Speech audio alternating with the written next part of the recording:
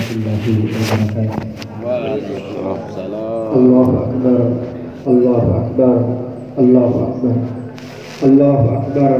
Allahu akbar. Allahu akbar. Allahu akbar. Allahu akbar. Allahu akbar walillahil hamd. Innal hamdalillah nahmaduhu wa nasta'inuhu wa nastaghfiruh wa na'udzu billahi min shururi anfusina wa min sayyiati a'malina. Man yahdihillahu fala mudilla lahu wa man yudlilhu fala hadiya lahu. Ashhadu an la ilaha illallah wa ashhadu anna Muhammadan abduhu wa rasuluh. Amma ba'd. Ya ayyuhalladzina amanu taqullaha haqqa tuqatih wa la tamutunna illa wa antum muslimun. Ya ayyuhan nas taqu rabbakum alladhi khalaqakum min nafsin wahidah wa khalaqa minha zawjaha wa bassa minhuma rijalan katsiran wa nisaa. Wattaqullaha alladhi tasaaluna bihi wal arham innallaha kana 'alaykum raqiba. Fa inna asdaqal hadits kitabullah wa khairal hadi hadi Muhammadin sallallahu alaihi wasallam wa sharral umuri muhdatsatuha wa kullu muhdatsatin bid'ah wa kullu bid'atin dalalah wa kullu dalalatin finnar. Allahu akbar. Allahu akbar. Allahu akbar walillahil hamd. Hadirin jamaah yang dimuliakan oleh Allah Subhanahu wa taala. Pertama-tama marilah kita senantiasa memanjatkan puji syukur kehadirat Allah Subhanahu wa taala. Karena atas kasih sayangnya lah, karena atas pertolongan Allah Subhanahu wa taala, karena atas rahmatnya Allah Subhanahu wa taala, sehingga pada saat ini, di waktu ini, di tempat ini, Allah Subhanahu wa taala kumpulkan kita untuk melaksanakan amalan yang telah dilakukan dan dicontohkan oleh Nabi kita yang mulia 1400 tahun yang lalu, yang selama hidup beliau tidak pernah ditinggalkan walaupun hanya sekali. Tidak pernah ditinggalkan oleh sahabat Nabi sallallahu alaihi wasallam walaupun hanya sekali. Tidak pernah ditinggalkan oleh ulama salaf walaupun hanya sekali. Dan ini anjuran yang disampaikan oleh Nabi kita yang mulia agar senantiasa melanjutkan sampai datangnya hari kiamat. Sekalipun besok dinyatakan langit akan runtuh, bulan akan pecah, bumi akan digulung oleh Allah Subhanahu wa taala, maka jangan kalian tinggalkan perintah ini. Apapun itu, jangan kalian tinggalkan. Allahu akbar.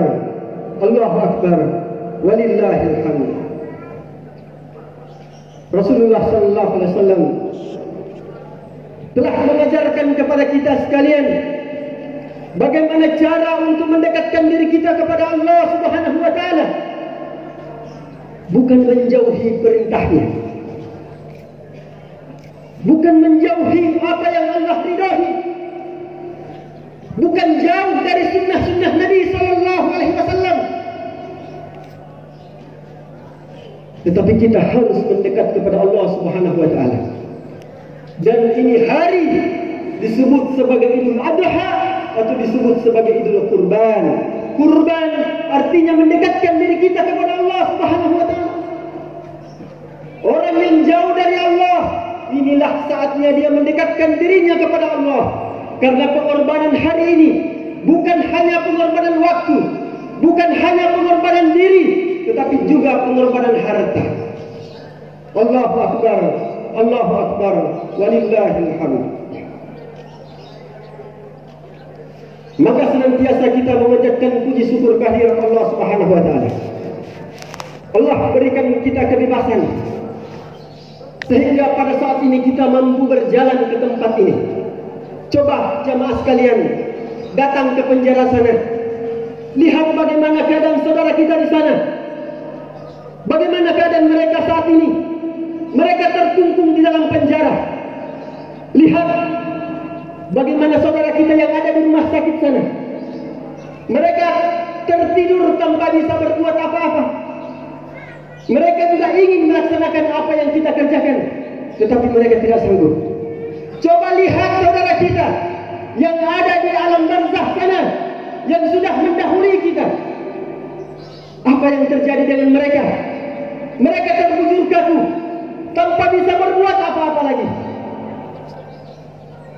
kita hari ini masih sehat, masih kuat, masih bebas,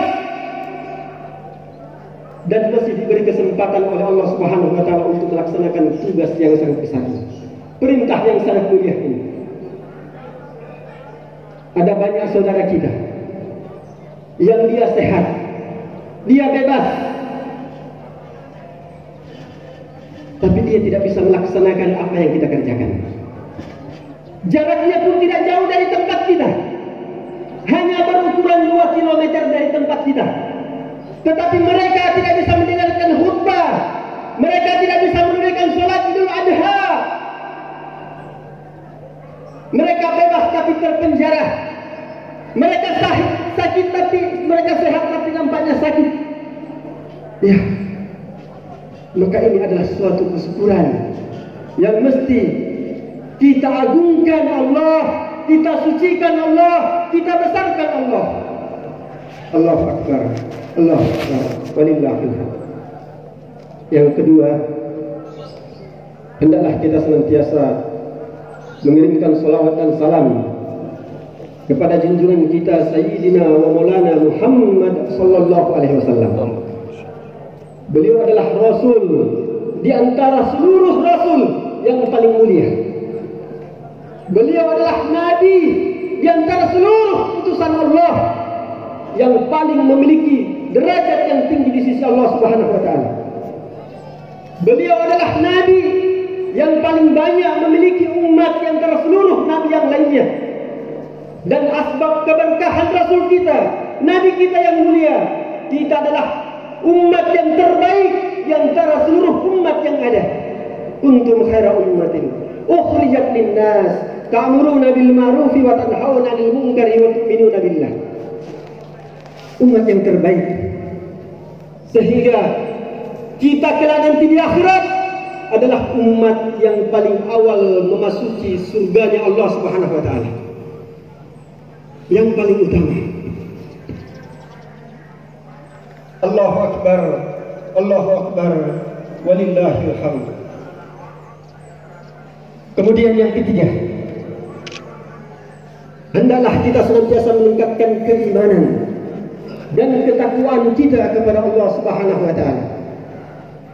Inilah maksud kenapa setiap tahun kisah Nabi Ibrahim alaihissalam diulang, dibicarakan, dijelaskan bagaimana keadaan beliau dan keluarga beliau ribuan tahun yang lampau untuk mengajarkan kepada umatnya Rasulullah bagaimana keimanan Ibrahim alaihissalam dan keluarganya, bagaimana keteguhan keimanan daripada Siti Hajar, bagaimana daripada kekokohan iman daripada Ismail alaihissalam diajarkan kepada kita. Kita tahu bagaimana kehidupan pada saat itu.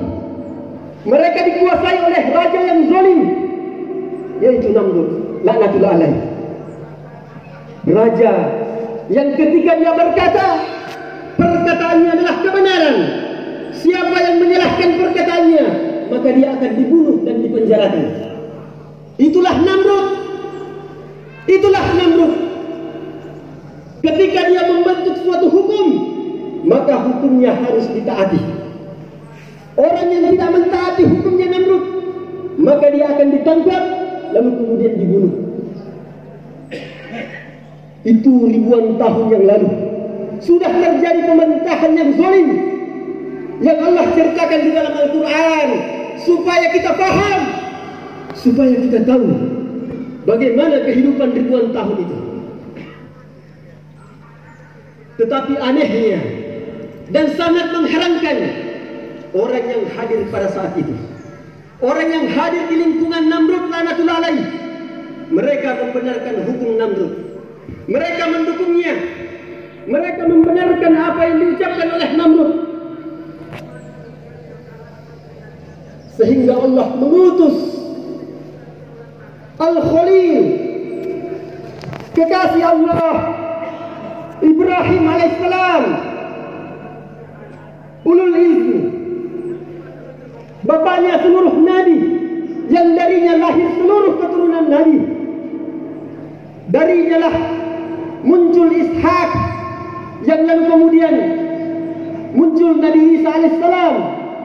Darinya lah muncul Ismail alaihissalam, yang lalu kemudian dari sulbinya Ismail lahirlah Nabi yang mulia Rasulullah sallallahu alaihi wasallam. Ketika Allah melihat kezaliman di negara Babilonia, negara Irak sana, Allah tidak senang karena hukum Allah ditidakkan. Dia membentuk hukum sendiri, lalu kemudian dia melantik dirinya sebagai Tuhan yang wajib untuk diibadahi, wajib untuk disembah. Dan yang paling mengagumkan jamaah sekalian, Namrud pernah memerintahkan satu perintah yang bertentangan dengan logika, bertentangan dengan akal sehat, tapi semua orang pada saat itu ikut melakukannya, ikut mengerjakannya. Padahal perintah yang diperintahkan oleh Namrud adalah perintah yang sangat kejam, perintah yang sangat biadab. Perintah apa itu? Semua laki-laki yang lahir wajib dibunuh. Semua anak bayi yang berjenis laki-laki harus dibunuh. Tidak boleh ada satu orang pun yang hidup. Perintah yang zalim. Tapi menteri-menterinya mengatakan ini adalah perintah yang baik, wahai Tuhan Raja. Rakyatnya mengatakan ini adalah perintah yang agung, wahai Namrud. Perintah yang mulia. Membunuh bayi yang lahir dikatakan perintah yang bagus. Di mana akal sehat mereka? Di mana akidah mereka? Di mana iman mereka? Maka semua bayi dibunuh. Semua wanita hamil ditangkap. Allahu Akbar, Allahu Akbar. Azar, bapaknya Ibrahim membawa istrinya karena sedang hamil di dalam sebuah gua, di dalam sebuah hutan, lalu menempatkannya di tempat itu sehingga dia tidak terbunuh. Lalu kemudian Ibrahim lahir, tumbuh menjadi anak-anak. Lalu dia berkata kepada ibunya, wahai ibu, siapakah Tuhannya saya? Dia mulai mencari Tuhan. Kata ibunya, Tuhanmu adalah saya, ibumu. Wahai ibu, kalau engkau adalah Tuhanku, maka siapakah Tuhanmu? Ibunya mengatakan, Tuhanku adalah Azar, yaitu bapakmu. Kalau Tuhanmu adalah Azar, maka siapakah Tuhannya Azar? Makanya ibunya berkata, Tuhannya Azar adalah Namrud. Ibrahim berkata lagi, kalau begitu siapakah Tuhannya Namrud? Ibunya tidak bisa berkata-kata, tidak bisa berbicara. Dia terdiam. Dan inilah pemahaman yang diberikan oleh Namrud kepada rakyatnya, supaya dia menyangka dirinya adalah Tuhan. Setiap orang yang hidup di zaman itu harus mengikuti apa yang dikatakan oleh Namrud, harus melakukan apa yang dihukum oleh Namrud, harus mengerjakan apa yang diperintahkan oleh Namrud. Kalau tidak, maka mereka akan dipenjara, hartanya akan disita, keluarganya akan dibunuh. Itulah kejadian ribuan tahun yang lalu yang diceritakan oleh Allah di dalam Al-Quran, supaya kita paham bahwa setiap kejadian itu akan berulang. Hanya pelakunya berbeda. Pelakunya berbeda. Tetapi kisah akan terus berlanjut sampai datangnya hari kiamat. Lalu kemudian Nabi Ibrahim AS keluar dari gua. Dia melihat matahari. Dia berkata, inilah Tuhanku. Dia memancarkan cahaya yang begitu terang. Inilah Tuhanku. Lalu kemudian matahari itu hilang. Nabi Ibrahim AS tidak suka menyembah kepada sesuatu yang hilang, sesuatu yang punah, sesuatu yang lemah. Maka dia mengatakan, ini bukan Tuhan saya.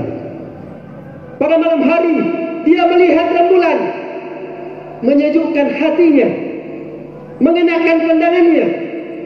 Maka Ibrahim katakan, inilah Tuhan saya, yang dia menerangi kegelapan. Lalu pagi harinya rembulan itu pun hilang. Nabi Ibrahim AS mengatakan, ini bukan Tuhan. Allah memberikan pemahaman kepadanya, hidayah kepadanya. Inni wajjahtu wajhiya lilladzi fataras samawati wal ard hanifan wa ma ana minal musyrikin. Nabi Ibrahim AS berkata, sesungguhnya aku menghadapkan diriku kepada Rabb yang menciptakan langit dan bumi, dan aku bukanlah termasuk orang-orang musyrik. Nabi Ibrahim AS meninggalkan tempat kelahirannya. Dia masuk di kota Babilonia. Dan di saat itu jamaah sekalian, mereka yang hidup pada saat itu hidup dalam keadaan tentram. Kenapa tentram? Raja Namrud memberikan kompensasi uang kepada setiap rakyatnya yang miskin. Diberi harta. Ya. Maka pada saat itu orang senang dengan Namrud. Namrud membangun bangunan yang tinggi dan kokoh yang sebelumnya tidak pernah dilakukan oleh orang-orang manapun. Itulah yang dikerjakan oleh Namrud. Namrud membangun perekonomian yang bagus. Namrud membangun perkotaan yang luar biasa, yang semua orang senang dengannya, sehingga semua orang memujinya. Tapi Nabi Ibrahim AS ketika masuk di kota itu, dia melihat ada suatu kezaliman yang sangat besar, di mana pada saat itu orang-orang menyembah Namrud laknatullah alaih. Dia tidak menyembah Allah Subhanahu wa taala. Padahal Namrud ini kita tahu, dia adalah keturunan Nabi Nuh alaihissalam, keturunan dari Nabi. Tetapi karena kezalimannya, dia menikahi ibu kandungnya sendiri. Dia membuat hukum atas dirinya sendiri. Padahal sebelumnya dia membuat hukum sesuai dengan hukum Allah. Tetapi karena dunia menggelincirkan hatinya, sehingga Namrud menjadi makhluk yang terlaknat di hadapan Allah Subhanahu wa taala. Ibrahim alaihissalam menghancurkan seluruh patung-patung yang disembah oleh orang-orang pada saat itu. Semua dihancurkan. Lalu kemudian singkat cerita, Nabi Ibrahim AS ditangkap. Namrud katakan, saya ingin membunuh Ibrahim dengan cara yang tidak seperti biasa kita lakukan. Kalau dipenggal lehernya itu sudah biasa. Kalau dilempar dari pohon yang tinggi itu sudah biasa. Di bawah ke gunung lalu dilemparkan ke jurang itu sudah biasa. Di bawah ke laut lalu ditenggelamkan sampai mati itu sudah biasa. Maka Namrud mengumpulkan seluruh perdana menterinya. Hukuman apa yang harus kita sampaikan, kita berikan kepada Ibrahim supaya menjadi pelajaran untuk orang-orang setelahnya. Maka timbullah satu usulan. Mereka mengatakan, wahai Tuan Namrud, kita kumpulkan kayu yang sangat luas, kita nyalakan api yang sangat besar, lalu kemudian kita lemparkan Nabi Ibrahim AS masuk ke dalamnya, dan kita undang seluruh orang-orang untuk datang menyaksikannya. Apakah Nabi Ibrahim AS bergetar? Tidak. Nabi Ibrahim AS diancam kematian, sedikit pun tidak takut. Karena Nabi Ibrahim AS adalah kekasih Allah, yang dia faham hidup dan mati ada di tangan Allah. Nabi Ibrahim tahu bahwa seluruh manusia akan mati. Kullu nafsin Zaikatul maut. Tiap-tiap manusia pasti akan merasakan kematian. Maka Nabi Ibrahim alaihissalam tidak bergetar sedikit pun, tidak khawatir sedikit pun, tidak takut sedikit pun. Bukan diancam dengan ancaman yang lain, tapi diancam dengan kematian, saudara. Diancam dengan kematian. Nabi Ibrahim alaihissalam terus memuji Allah. Hasbiyallahu wa ni'mal wakil. Dia memuji Allah. Kayu sudah dikumpulkan, api sudah berkobar-kobar. Terjadi masalah. Bagaimana cara melemparkan Nabi Ibrahim AS masuk? Sedangkan untuk mendekat kepada api sangat susah, panas.